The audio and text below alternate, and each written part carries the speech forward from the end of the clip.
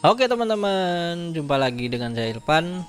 Nah, di video ini saya ingin bagi-bagi tip buat teman-teman yang kebetulan mungkin kerjanya di bidang server ya, remote server, manajer server ya, manajer dedicated server. Nah, di sini saya punya kendala. Saya kan punya server yang udah jadul ya, 2012-an ke belakang ya. Nah, sekarang ini 2024 dan saya menggunakan Windows yang update. Kemudian software Java-nya juga update. Nah, di Supermicro ini saya remote via IPMI ya, IPMI ya, gimana lah nyebutnya pokoknya. Jadi di setiap brand itu biasanya punya fitur yang namanya remote hardware servernya ya. Jadi teman-teman kalau ada kendala mungkin OS-nya korup, kemudian crash atau sebagainya, jadi teman-teman nggak perlu datang ke dimana server itu berada, colokin monitor, kemudian keyboard, mouse. Nah, itu keunggulannya server mempunyai fitur remote ya. Bahkan teman-teman bisa menginstalnya ya, menginstal servernya itu melalui remote aja, virtual disk. Nanti di mounting di sini teman-teman bisa install ya OS Linux apa itu ya terserah. Nah, kendala yang saya temukan itu Javanya ya. Kalau kita langsung aja download, kemudian nah ini ada downloadnya.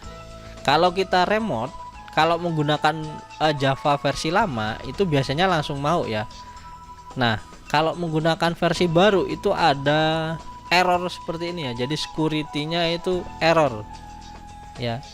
Nah, gimana sih cara benerinnya? Nah, kita akan benerin errornya ini dengan cara mengabaikan security. Sebenarnya cara ini nggak rekomendasi ya, tapi mau nggak mau kita harus menggunakan cara ini karena kita mau update versi remote servernya ini udah nggak bisa ya, karena servernya udah discontinue, kemudian developer softwarenya udah nggak ngembangin lagi versi barunya. Ya mau nggak mau kita harus mendisable ya, bahasanya menonaktifkan security ya di Java di komputer kita. Nah, caranya kita masuk ke ini dia, kita masuk ke folder di mana Java itu terinstall di komputer ya. Jadi contohnya di komputer saya yaitu di program file Java Let's, kemudian JRE berapa. Nah, saya ulangi dari awal aja ya. Di folder C, kemudian ini program file x86, kemudian Java, kita cari Java. Nah, kebetulan di sini saya punya banyak versi ya, ada versi ini ya. Teman-teman sesuaikan aja versinya dengan Java teman-teman.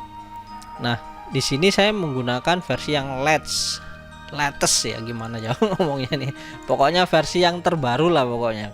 Kemudian kita masuk ke folder lib. Nah, di lib itu ada security. Kita edit java.security-nya ya. Nah, di sini saya mengeditnya menggunakan Notepad++. Jadi teman-teman yang belum punya silahkan download aja, cari di Google, free kok softwarenya.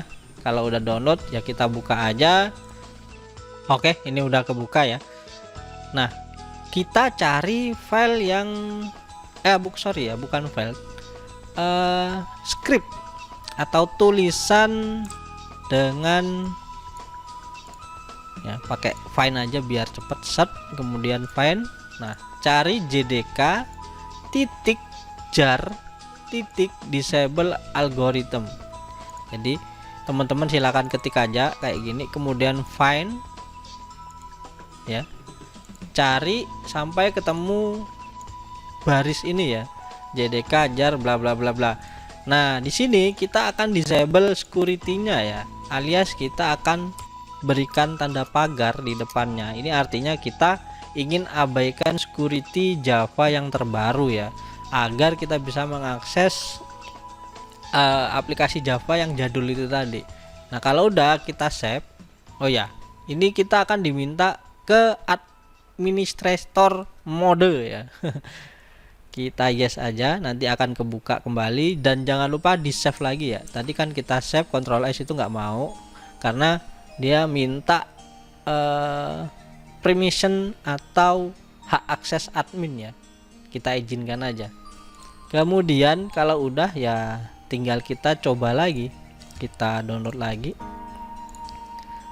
Oke, JViewer 1 ya. Kalau yang tadi kan yang udah jadul ya, kita harus download ulang biar sessionnya terbaru lagi. Nah, kita langsung running. Nah, kalau di sini udah ada muncul kayak gini, kita accept aja ya. Ini peringatan security.